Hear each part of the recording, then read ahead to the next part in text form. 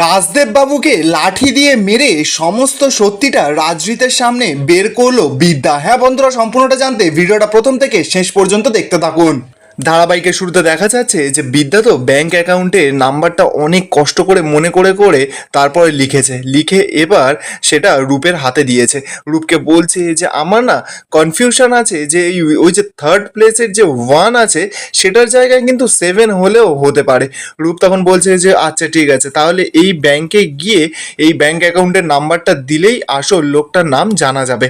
বিদ্যা তখন সরাসরি রূপকে বলছে যে না, কখনো ওরা এই নামটা বলবে না, কারণ অ্যাকাউন্ট হোল্ডারের নাম ওরা বলবে না ওদের প্রাইভেসির জন্য। রূপ তো এবার সরাসরি বিদ্যাকে বলছে যে হ্যাঁ বলবে বলবে অবশ্যই বলবে, আমাদের ওই ব্যাংকের সকলকে চেনাশোনা আছে, কারণ ওই অ্যাকাউন্টে তো আমার বই আছে আর সেখানে তো আমাদের ব্যাংকের বড় বড় ট্রানজাকশনও হয়, তাই জন্য ওরা ঠিক বলবে। বিদ্যা তখন বলছে যে কি বলছোটা কি? রূপ তখন বলছে যে হ্যাঁ আমি ঠিক কথা বলেছি। তো এবার সঙ্গে সঙ্গে সেই ব্যাংকের একটা ম্যানেজারকে ফোন করে বলছে যে প্রথমে টাকার লোভ দেখাচ্ছে, বলছে যে এই যে হাফ অ্যান আওয়ারে যখন আপনাদের লাঞ্চ হবে তখন আপনাদের একটা লোক আমাদের অফিসে পাঠিয়ে দেবেন, কারণ ওই 2 থেকে 3 কোটি টাকা মতন আমি এক্ষুনি অ্যাকাউন্টে ট্রান্সফার করব। এবার তো ব্যাংকের ম্যানেজারটা এবার লোভে পড়ে গেছে। রূপ এবার আসল কথাটা বলছে যে আর একটা হেল্প লাগবে আপনার। বলছি যে অ্যাকাউন্ট নাম্বার একটা বলবো, কিন্তু সেই অ্যাকাউন্ট হোল্ডারের নামটা আপনাকে একটু আমাকে বলতে হবে। আসলে কি বলুন তো, আমাদের বাড়ির বউ তো একটা হাসপাতালে ভর্তি ছিল, সেখানে একটা পেমেন্ট ঢুকেছে এই নাম্বার থেকে, তো সেই কারণেই জানার ছিল একটু পেমেন্ট হোল্ডারের নামটা। ম্যানেজারটা তো এবার রূপকে বলছে যে টেক্সট করে দিতে। রূপ তখন বলছে যে আচ্ছা ঠিক আছে, আমি তাহলে এক্ষুনি টেক্সট করে দিচ্ছি। এই বলেই তো রূপ ফোনটা রেখে দেয়। রূপ তো এবার সঙ্গে সঙ্গে বিদ্যা সেই ব্যাংক অ্যাকাউন্টের লেখা নাম্বারটা সঙ্গে সঙ্গে সেই ম্যানেজারটাকে পাঠিয়ে দিয়েছে। ঠিক তখনই এবার দেখা যাচ্ছে যে রূপের ফোনে তো সৃঞ্জয়ী ফোন করেছে। সৃঞ্জয়ী ফোন করে রূপকে বলছে যে তুমি এখন কোথায়? রূপ তখন মিথ্যা কথা বলছে যে আমি একটা কাজে আছি। সৃঞ্জয়ী তখন সরাসরি বলছে যে কি এমন কাজ যে লাঞ্চ না করেই তুমি চলে গেলে? রূপ তখন আবারও মিথ্যা কথা বলছে যে না না, বাইরে থেকে কটা ক্লায়েন্ট আসবে তো তাই জন্য মিটিং আছে। তো সৃঞ্জয়ী তো সঙ্গে সঙ্গে বলছে যে না না, একদম মিথ্যা কথা। রূপ তখন অবাক, বলছে যে মানে? সৃঞ্জয়ী তখন বলছে যে মানে মানে আমি তোমার অফিসেই এখন কিন্তু বসে আছি। রূপ তো এবার সেটা শুনেই রেগে যায়, বলছে যে সৃঞ্জয়ী তখন রূপকে সরাসরি বলছে যে তুমি আমার স্বামী, হ্যাঁ, তুমি আমার বিশ্বাসের জায়গাটা একদম হারিও না কিন্তু। রূপ তো তখন সরাসরি বলছে যে বিশ্বাসের জায়গা তো সে তো কবেই ভেঙে গেছে সৃঞ্জয়ী তো অবাক, বলছে যে মানে? রূপ তখন সরাসরি বলছে যে মানেটা আমি রাতে ঘরে ফিরি, তারপর বাড়ির সকলের সামনে কয়েকটা প্রশ্ন করব, তারপর মানেটা তুমি বুঝতে পারবে। সৃঞ্জয়ী তো এবার পুরো ভয় পেয়ে গেছে, চিৎকার করে বলছে যে কি কি বলবে কি তুমি কি বলবে?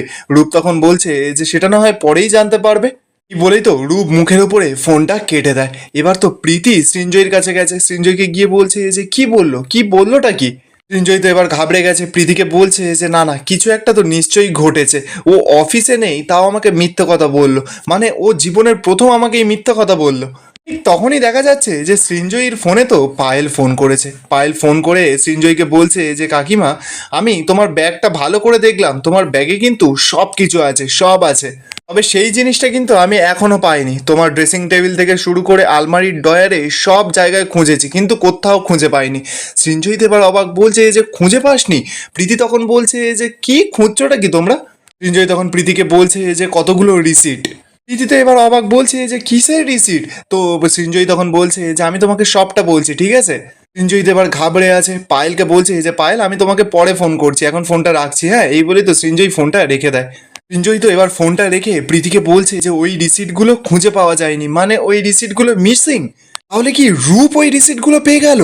অপরদিকে দেখা যাচ্ছে যে রূপের ফোনে তো সেই ম্যানেজারটা ফোন করে এমন একটা কথা বলে, রূপের মাথায় তো পুরো বাজ পড়ে যায়। বিদ্যা তো এবার রূপের কাছে গেছে, গিয়ে বলছে যে জানা গেল যে ওই অ্যাকাউন্টটা কার?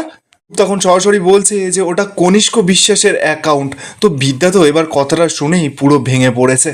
রূপ তো এবার বিদ্যাকে আরও জানাচ্ছে যে কিন্তু আনফর্চুনেটলি ওই কনিষ্ক বিশ্বাসকে ব্যাংকে যে নিয়ে গিয়েছিল তার নাম হচ্ছে রাজদেব চ্যাটার্জি।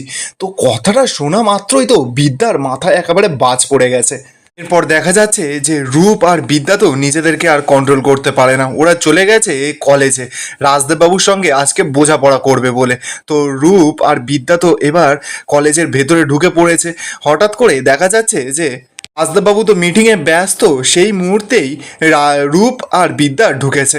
রূপ গিয়েই তো রাজদেববাবুকে দেখে টোন কাটছে, বলছে যে এই তো রাজদেব চ্যাটার্জি পুরো সুস্থ। রাজদেববাবু তো এবার রূপকে দেখে চিৎকার করছে, বলছে যে তোরা এখানে কেন এসেছিস? এখন তো কলেজ আওয়ার্সে তো তোদের এখানে আসার কোনো কথা নয়, তোর তো এখন অফিসে থাকার কথা, তুই এখানে কি করছিস? রূপ তখন চিৎকার করে বলছে যে আমি এখানে এমনি এমনি আসিনি, বাড়ির বউ এখানে আসছে তাই জন্য ওর সঙ্গে এসেছি। রাজদেববাবু তো এবার সঙ্গে সঙ্গে রেগে গেছে, বলছে যে ও বাড়ির বউ নয়। পাবলিক প্লেসে কিন্তু সিন ক্রিয়েট করিস না, তুই কিন্তু মাত্রা ছাড়িয়ে যাচ্ছিস, তুই এখান থেকে এক্ষুনি চলে যা।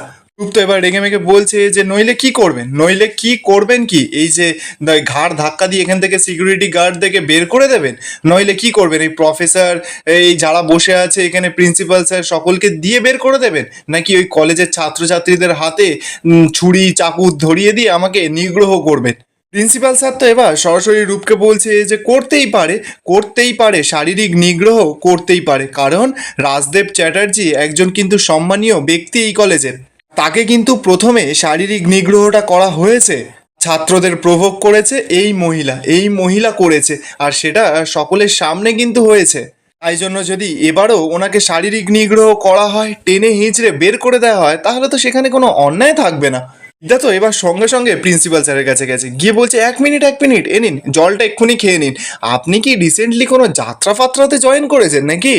প্রফেসর পূর্বাশা এবার চিৎকার করে বিদ্যাকে বলছে যে প্রফেসর বিবি, আপনি কিন্তু আমাদের প্রিন্সিপাল স্যারকে অপমান করছেন। বিদ্যা তখন রেগে মেগে বলছে যে আর আপনারা কি করছেন, বসে বসে দেখছেন যে একজন অধ্যাপিকাকে অপমান করা হচ্ছে? তাহলে আপনাদের কি মনে হচ্ছে আমি কি এখানকার জোকার নাকি? হ্যাঁ হতে পারে এখন আপনাদের আমাকে জোকার মনে হচ্ছে, কিন্তু দেখবেন কিছুদিন পর বা কিছুক্ষণ পর আমি হচ্ছি এখানকার রিং মাস্টার। প্রফেসর এসপি তো এবার বিদ্যাকে বলছে যে প্লিজ বিদ্যা, আপনারা পারিবারিক ঝামেলা পরিবারের মধ্যেই মিটিয়ে নিন। স্যার এসে মতো এবার বিদ্যাকে বলছে যে আমারও ঠিক তাই মনে হচ্ছে, যে এখানে কলেজের মাঝখানে এরকম সংসারের গল্প না করাই ভালো। আর একবার তো সিনিয়র সিটিজেনকে নিগ্রহ করা হয়েছিল, এখন তো আবার তাকে মেন্টাল প্রেশার দেওয়া হচ্ছে, মেন্টালি তাকে হ্যারাসমেন্ট করা হচ্ছে, আর এটাই ছিল আপনার উদ্দেশ্য তাই না? তো এবার প্রফেসর এস এম কে একেবারে উচিত শিক্ষা দিয়ে দেয়, বলছে যে শুনেছিলাম না গিরগিটি যেখানে যেমন রং ধারণ করতে পারে, যেখানে যায় তেমন রং ধারণ করে নেয়, আর আপনাকে দেখেই সেটা বুঝতে পারলাম। রাজদেববাবু তো এবার কথাটা শুনে চিৎকার করে বলছে যে প্লিজ স্টপ ইট।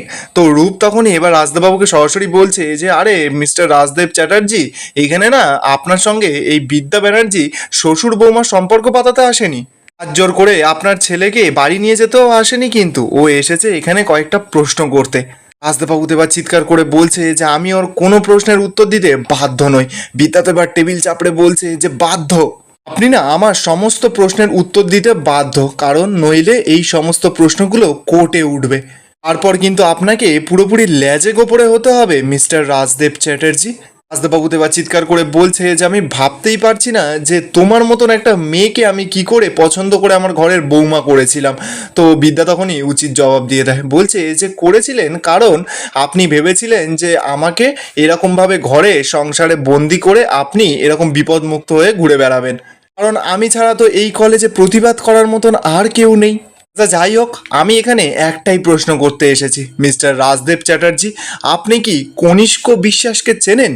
কথাটা শুনেই তো রাজদেববাবু পুরো ঘাবড়ে গেছে, আর এখানেই আজকের এপিসোডটা শেষ হয়ে যায়। আপনাদের কি মনে হচ্ছে রাজদেববাবুর পেট থেকে কি বিদ্যা শেষমেশ কথা বের করতে পারবে?